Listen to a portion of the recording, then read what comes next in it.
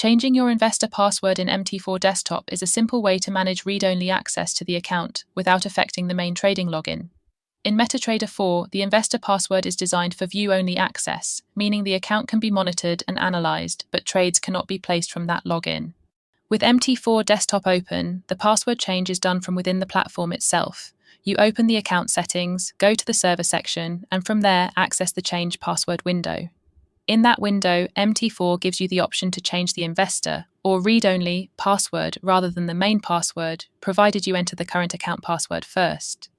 That distinction matters. The investor password is there for access without trading rights, so it is useful when the account needs to be viewed without giving full control over execution.